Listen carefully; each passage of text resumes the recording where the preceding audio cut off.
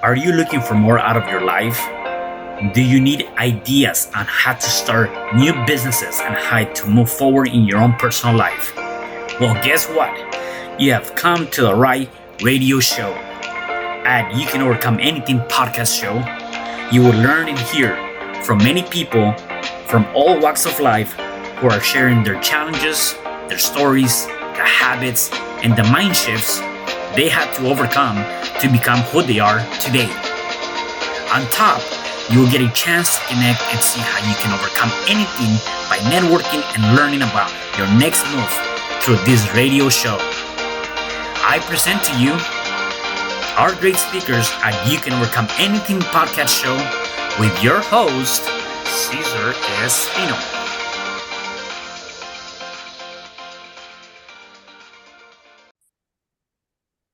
Hello there, and welcome back to another episode of You Can Overcome Anything podcast show. It is your host, Cesar Espino, and today I have a special guest.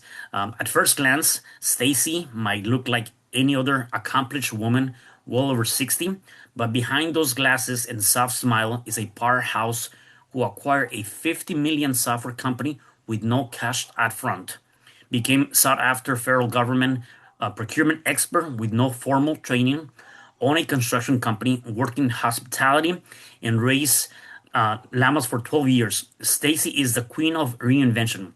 After her 28-year marriage ended, she created Modern Consciousness in her Amazon best-selling book, Treasure Map to Joy. She guides people through structured self-discovery, not by telling them what to do, but by helping them find the answers within. Her best advice: calm your emotional triggers. It's life changing. It is my pleasure to introduce you, Stacie Shifflett. How are you, Stacie? I'm great, Cesar. Great to be here. Thank you for having me. Yeah, definitely. I'm super excited to have you here. And oh my God, all the things you've accomplished. And I always go back to this idea, it's really nice to know that throughout the years you've done so much. But I do believe that there's a starting point, and I do believe it starts from your upbringing. So tell me a little bit about your upbringing and where you originally from. What city?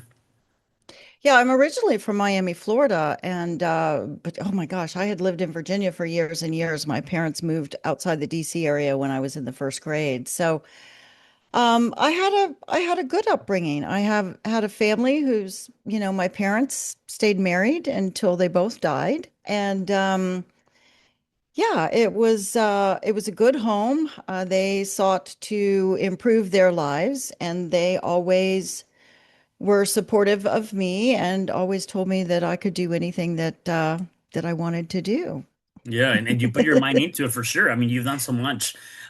Talk about that. A lot of times as we're growing up, right, we always have that idea of, hey, when I grow up, I want to be, a lawyer. I want to be a police officer. I want to be this and that. What was that for you before you kind of got into what you're doing now? Um, I kind of always bucked the normal. I don't know. It was just kind of my way.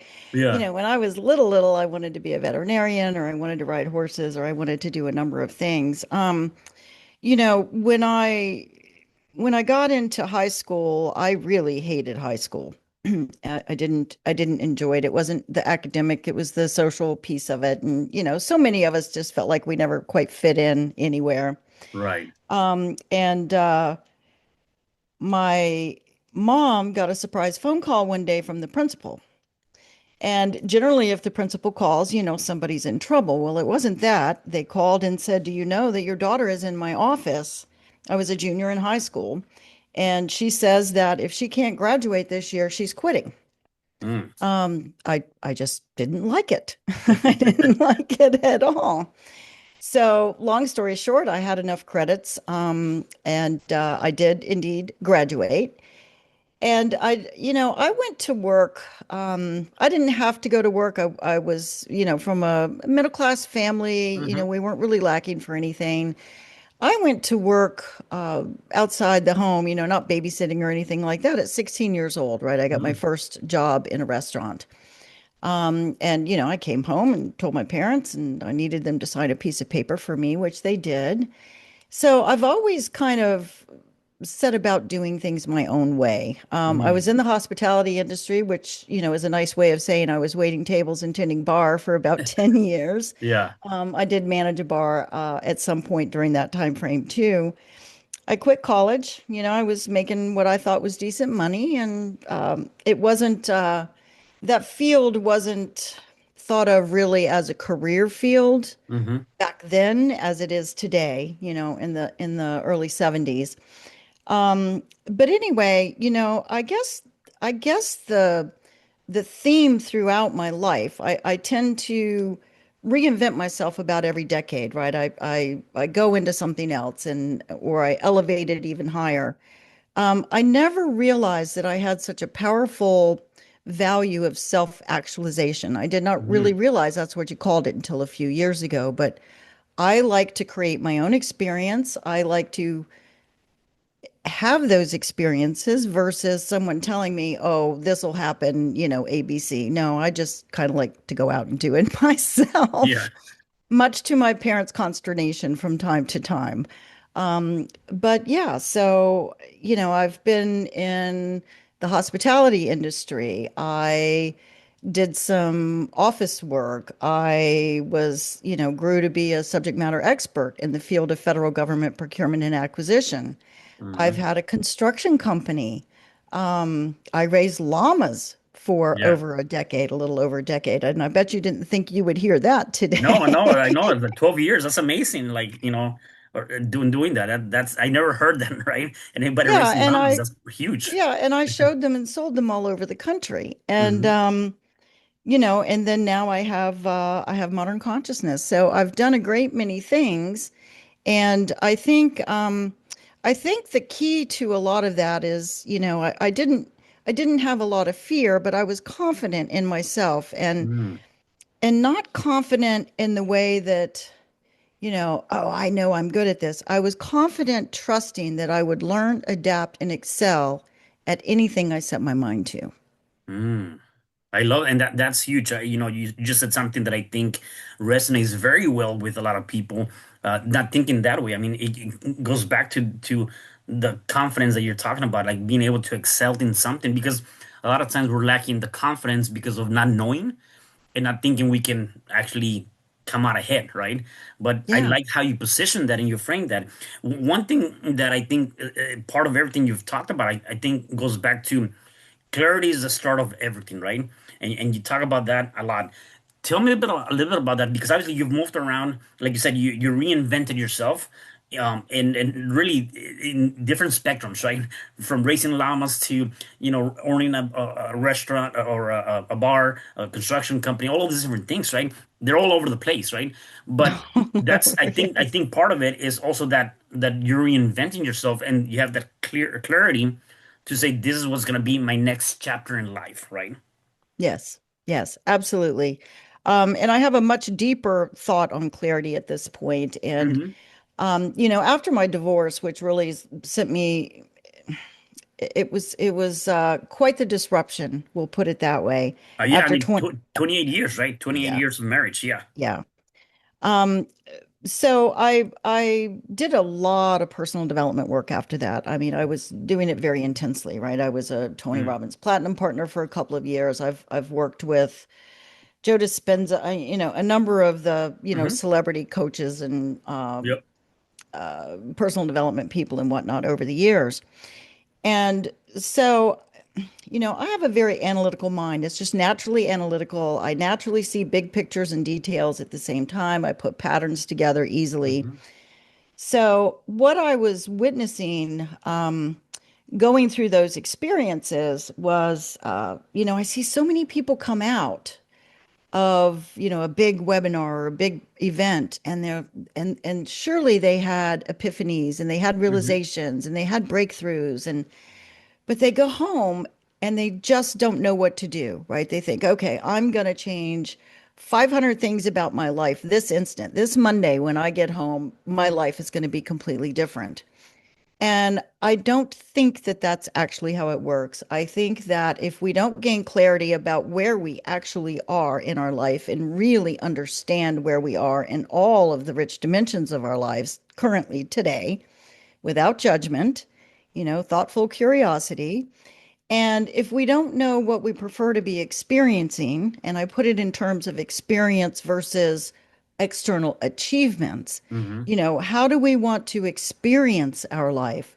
So if we don't know where we are, and if we don't know what we would prefer to be experiencing, how can we chart a path forward, right? Our treasure map to joy, as I Right. like to call it. So I think those two things are very, very profound. And, something else that I have discovered and that I promote is that, I have a big business background. Hmm. So I don't know if you've done consulting, right? And Hmm. you've got your stakeholder groups and all of this. Right. We really need to treat every area of our life like a stakeholder in our life, right? So that we understand what the impacts are to each of those areas and make sure that each of those areas are supporting the direction we want to move in. And we need to do that with awareness and intentionality. Yeah, I agree with you. Talk about again, going back to knowing where we are today, right? A lot of times, especially I think with a lot of things happening right now, there's a little bit of uncertainty. There's Mm. AI coming into play, social media. There's so many different things, right? It's very a lot of things that are very unknown, and at the same time, there's so much available information that we kind of want to get into. I want to do that. Why? No, I want to do that. Like, there's no real focus, right? Because there's so many things being offered to you. How can one find out and or be able to determine where they are now to be able to determine where they want to be, right? Because even though, yeah, consciously, yes, I'm here, but I don't know, I'm lost. I don't know where I'm at, right? So how did I find that? Yeah, what happens so often is that the momentum of our lives drives our lives forward, our schedules, Mm, and we keep adding more and more to it without really sitting back and looking at the bigger picture. So, I have a process for that I call the clarity sequence. And it's really, we don't know the questions to ask ourselves, hmm. right? So you have to get the right answers, you have to ask the right questions. That's something that I learned in the many years of consulting work that I did, and especially in, you know, re-engineering business processes and implementing, United States federal government wide systems, right? Agency wide systems. Um, and so the process that I use, actually, people can do it on their own, is a two-step process. I call it the clarity sequence, and it is a list of questions. I don't know, it's probably 300 prompts, but Mm, it prompts you to think about different questions at the larger scale of your life, sort of the overview of yourself, of each area of your life. And then I call that the assessment. And then the second part of that is what I call aspirations. And that's sitting down and reuniting with yourself and building an appreciation for your strengths, getting reacquainted with your values, getting reacquainted with what you want in this season of your life, because mm, so often we forget that the seasons of our lives change. right. So our decisions might need to be different to create fulfillment and to continue pulling us in the direction that we want to go in. So that's the process that I use to help people create a vision that feels true to themselves and some confidence in their direction. We measure so many things in our lives routinely. We take the car in for service. We go to our annual doctor checkup. We go to the dentist every 6 months, whatever it is. We check our bank balances, our Hmm. business forecasts and financials. But we're not taught to do that about our lives. And that's one of the things about the tool that I offer people. It is a tool you can use again and again and again, right? Anytime you have a big decision, make sure it's aligned and moving you in the direction you actually desire to go.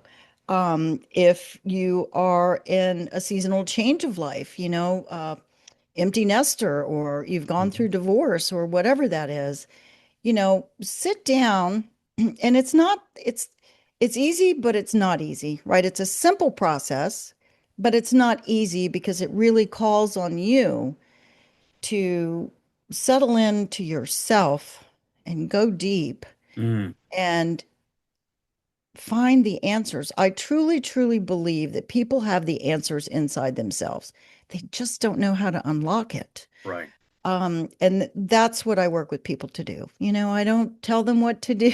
I Yeah.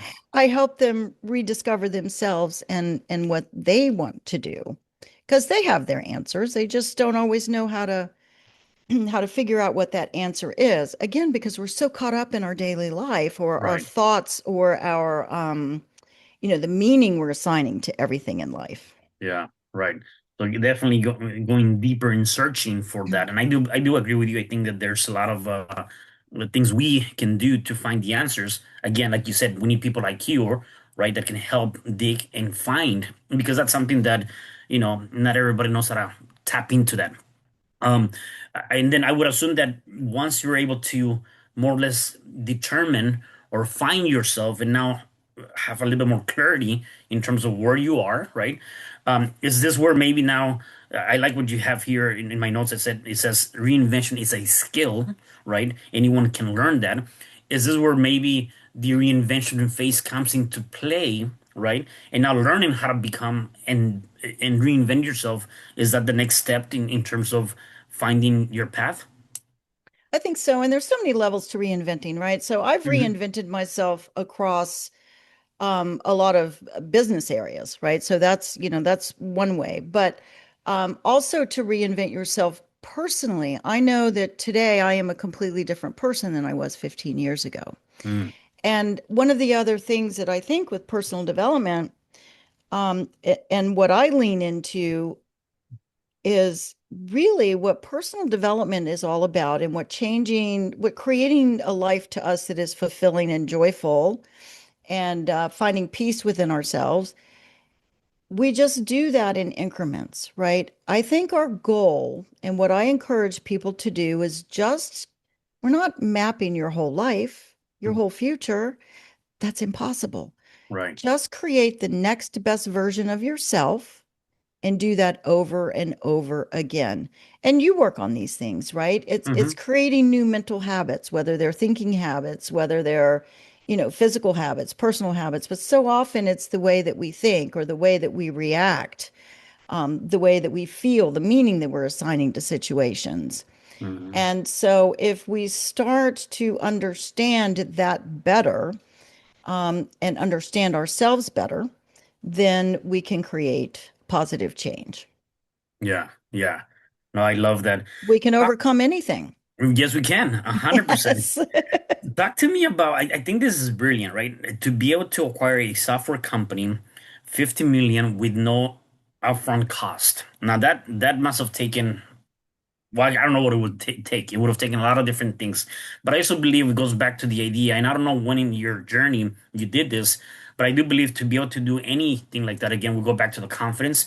We go back to the idea of, that personal development, that mental aspect. I do believe that there's a lot of the things that we do come down to how do we think, how do we believe, uh, and what do we believe, and really staying more in a self-development type of framework to be able to do anything for that matter. But Yeah. that was amazing. Yeah. Well, at the time of that, I put the acquisition together in 2005. So Hmm. it was a technology company that was in the field that I was in. I had at one time worked for that company. I knew the owners, I knew the people, I knew the software, I knew the space. And another thing I'm very good at over the years is listening to my intuition, right? I literally woke up one morning and said, I need to see if I can buy that company. And I had no idea what that meant. Hmm. But I didn't tell myself it was ridiculous. I didn't tell myself no. I was like, I don't know what that looks like. But I picked up the phone and called one of the owners. Hmm. And at the time, he said, wow, well, that's interesting. We just listed it with a broker. So they had decided to sell. So I contacted the broker. Now, I didn't have any mergers or acquisition experience whatsoever. Yeah. I had no idea, the company could have cost $1. It could have cost $1 billion. I mean, I just had no idea. Um, but what I did was say, okay, I just really, really felt like it was meant to happen. I invited a second person in with me to put this acquisition together. He had an MBA, right? I had no degree. Hmm. He had some friends and a little bit of mergers and acquisition experience, which I had none of. So I filled my gaps a little bit, right? What I thought would be perceived gaps. And we built the pitch decks ourselves and we did the dog and pony show and we pitched that company to different investment people, Hmm. firms.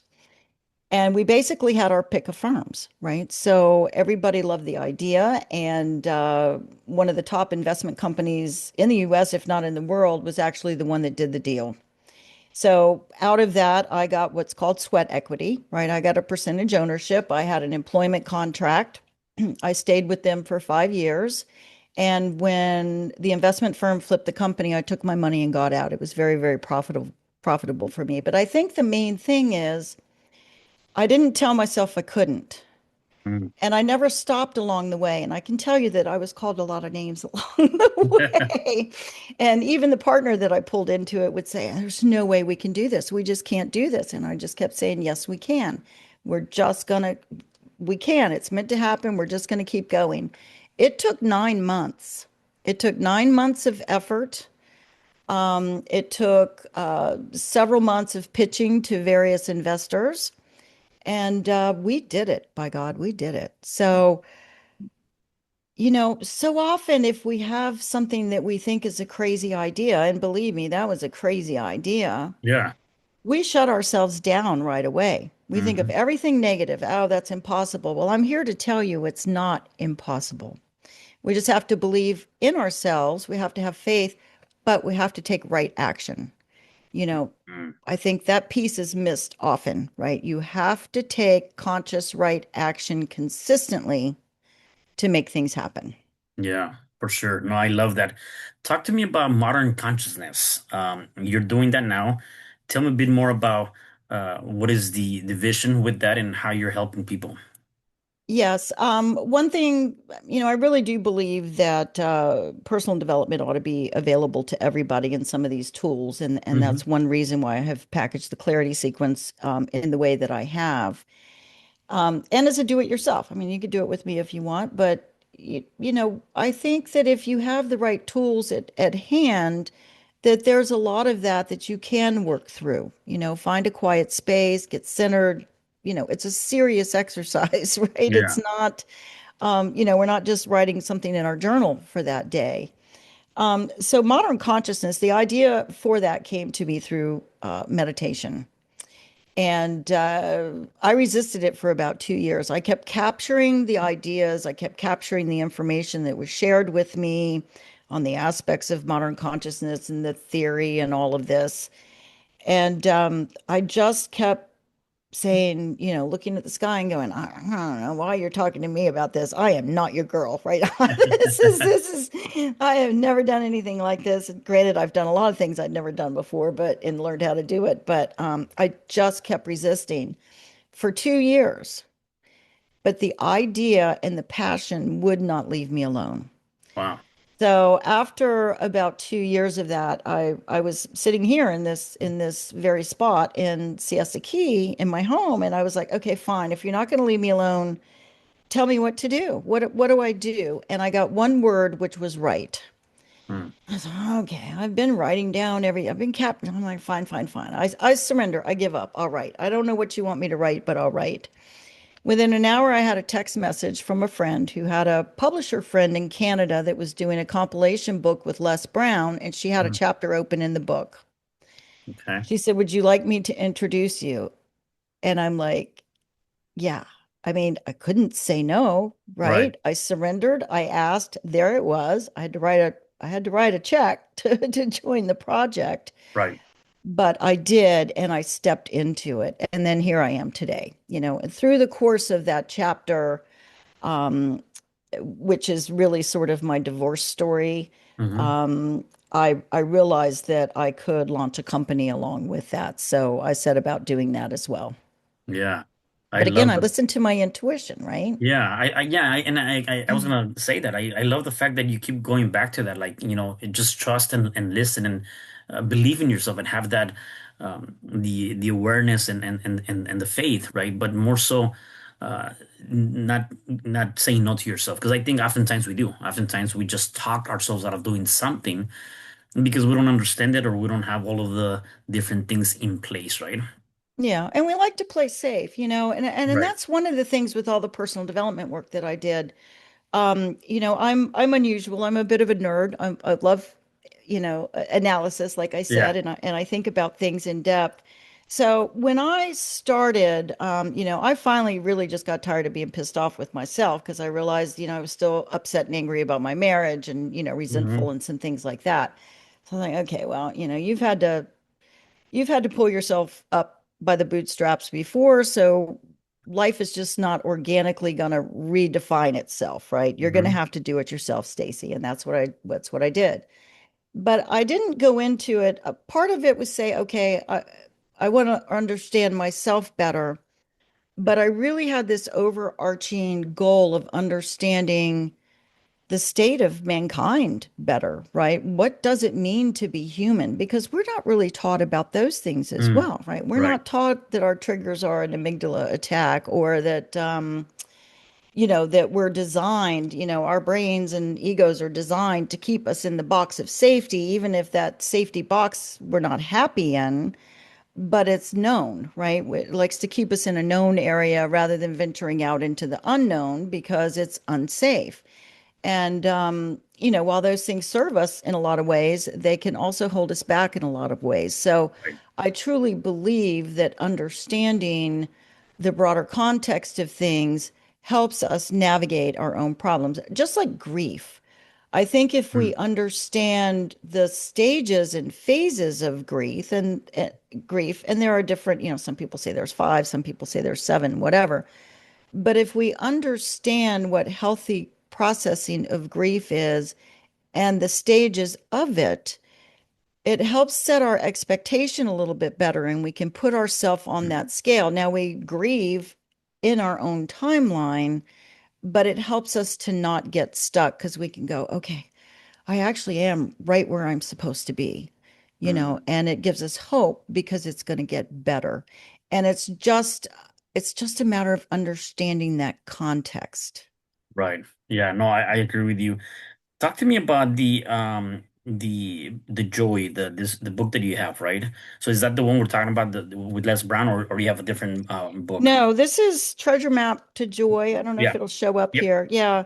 It's one woman's journey from disruption to joy. And it really, um, it asks the question, when is the last time that you really sat down and thought about what joy meant to you? Um, and people generally don't do that. Mm. It's also, it talks about joy as personal and shifts with the seasons of life. As I mentioned, we forget that. It talks about how even it's a parable, it's fiction parable, but even the smallest steps can create powerful change. But the other theme is that disruption, and I think I used that word at the top of the show, isn't destruction. Mm. Mm-hmm. I lost my first child, my first son died. It was very disruptive, but it did not destroy me. Mm. It could have had I let it. It took me a long time to recover from that, Right. but it certainly was disruption. My divorce, same thing. I've seen many women that their divorce just destroys them. That's really not what it is. It is disruption, and it can be a huge disruption in many, many areas of your life, but it doesn't destroy us. So, how many times have you been through difficult things and you've survived?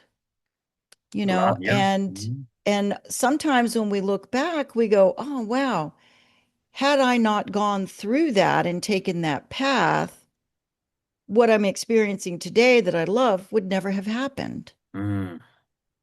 So it puts it in that context. And the main character of the book, Maureen, she is certainly experiencing some disruption.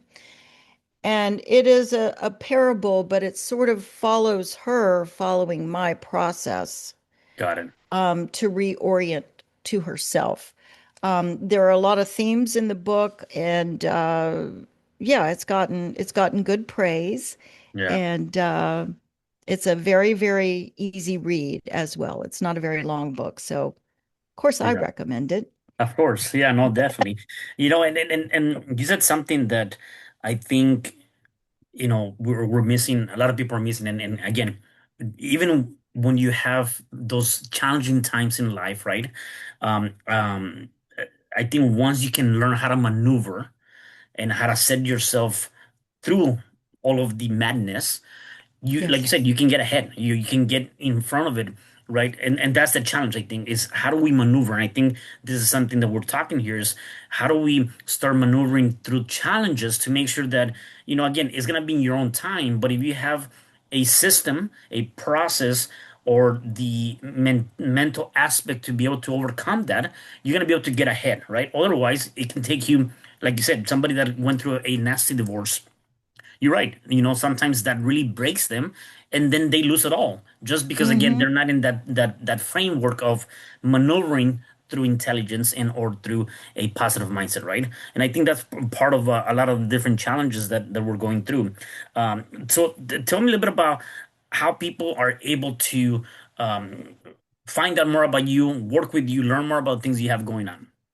Yes, my website is the best place to go, and that is modernconsciousness.com, and that leads you to all things about me and all the resources that I have available, as well as can link you to my social media, which is also under Modern Consciousness. I do have a resource. Hmm. You mentioned in the introduction that if I only had one piece of advice for people, it would be calm your emotional triggers because, oh my gosh, Yes. calm your emotional triggers, you calm your life.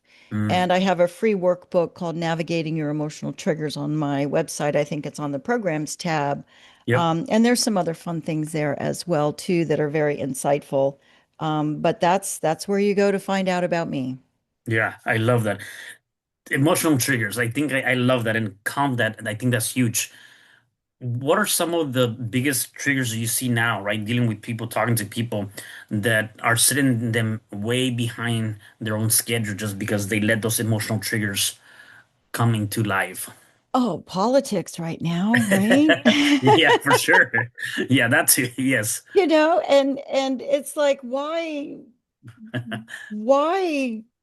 give up your peace of mind and why get so embroiled in it, right? That it's charging you up emotionally. We could have feelings about it, we could be irritated about it, we could be happy about something, but the level of you see it too, right? Mhm. And it just churns and churns, and there's this whole mechanism out there, especially on social media and in the media, just in general, right, that just keeps churning all of this stuff. We can step away from that, you know? It doesn't mean that we don't have opinions. It doesn't mean that we can't educate ourselves on what's happening. It helps for me to look at some historical, Hmm. history about these types of things that happen in our government and in our world.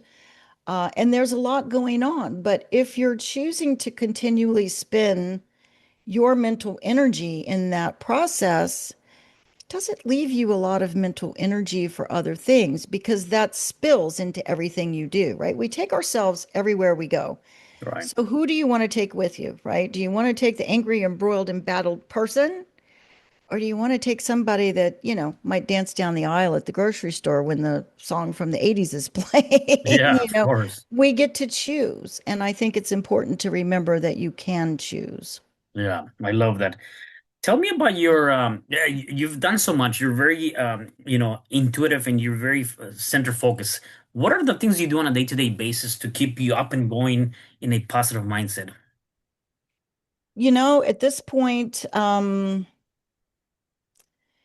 this point, I have changed my default. emotion to joy, even if I'm going through Mm, something difficult, which I am right now because I'm having some vision issues that looks like there may not be a solution for. got it. And it's impacting my freedom, my ability to drive, and some things like that. So, you know, when we're processing things, I think a couple of things are important. Don't think it's I don't think we should get stuck there. I think we should honor it, right? I've had a couple of good cries, like, oh my God, I can't believe I just can't get in the car and go where I want when I want, right? I've Right. traveled the world by myself. Yeah. Um, but at the same time, I'm not letting that define me. I'm not feeling like a victim. I consciously, but automatically now, right? When we talk about changing ourselves incrementally, right? When you Hmm. learn to not make assumptions, at some point it becomes habit that you really don't make assumptions, or when you make one, you catch it, you know? So it's really just about it's about that. And honoring your emotions, but also intentionally leaning into Mm, gratitude. That is something that I do on a daily basis. I rest. yeah. I rest. If I need a rest, I'm gonna rest. Yeah. Regardless of the And time. Yeah. yeah, and I find quiet time every day Mm, because we don't really we can't hear ourselves, and we can't connect with whatever higher being that we believe is hmm. there unless we're quiet, Mm, right? If we're always noisy and we're always busy, then we're missing feedback that our emotions are giving us. We're missing a lot. right. So I think those are the things. I think lean into gratitude, process your emotions, don't ignore them, process them, just don't get stuck there, and have some quiet time. Yeah, I love that. I love those three different things. They're huge. Specifically, process your emotions. I think um, we have to acknowledge them, like you said, and let's not get hung up on that. And then choose joy, regardless of the situation. Always try to go back. And I think that's huge. We definitely need that. My last question for you: you've given us a lot of great, what I call golden nuggets, Thank you. Stacie. So I wanted to see if I can get a few more out of you. For the people that are watching us and or listening to us, if they're going through any challenge, whatever challenge that might be, what is one or a few things they can do to start overcoming that challenge? I think first of all, you need to define what the challenge really is. And I think that takes some deep reflection, and you have Mm, to get beyond your initial response. Um, I don't know, let's say it's a relationship challenge, and it could be, well, they're always ABC, or they always do this, or they always do that. It could be a work issue, right? And, oh, they don't treat people fairly, or, oh, whatever it is. So the common thing, if you notice there, I said they. right. Yes. We have to figure out how we are contributing to the issue as well, because we are contributing to whatever is going on. Mm, And we have to understand, we have to get to a place where we understand what it is, because if we don't really gain clarity, back to clarity, hmm. on what the problem is, we often try to solve the wrong problem. Mm. And so I think that those two things are very, very important. Yeah, for sure. No, you're right. I agree with that. And now that I think about it, yeah, finding that clarity and not necessarily saying that you're the one that's taking all the blame, but take accountability of what is your responsibility, or what's your role in this issue or this problem, right? And then, as you said, having that clarity, because then you're probably fixing the problem that is not even related to that, and now you have more Yeah, that's problems, right? usually So, what happens. right. So, for sure. Okay. No, well, Stacie, again, thank you for being here. Really appreciate everything you had to share, and I'm really glad to have you on the show. Any last minute things you want to say before I let you go? No, I thank you for having me. I'm my door is always open. You can, if you have something going on, just send me a message. Hmm. I respond. You're not going to get an automated system. You're going to get me. And I'm happy to talk to most anybody for a few minutes and Yeah. give some advice, but or find somebody else. you don't have to go through it alone. Mm, There are a lot of different options out there. I know people that go the therapy route. There are coaches, have a good confidant friend that you can trust, and make sure that friend has succeeded at whatever you're trying to right. do, That's because if huge. they, Yeah. that's something big, right? Yeah, so just that, Yeah. you don't have to do it alone. I love that. And Well, be your own best friend. We have to be our own best friend. mm, yeah, yeah, yeah. I always tell people, the person you have to answer to is that person in that mirror, right? And so you want to Mm-hmm. make sure that you have that reflection. So I love that. Well, Stacie, again, thank you for being here. Really appreciate you, everything you had to say. So thank you, thank you, thank you. And for the rest of you guys, that was Stacie Shifflett. Please do me a favor. Make sure that you guys share this podcast and tell everybody, because I know that somebody definitely needs to hear this message, and go out and connect with her. Go to Modern Consciousness and follow her, talk to her, send her a message, and go out and get her book. All right, guys, thank you so much for being here, and I'll see you in the next episode.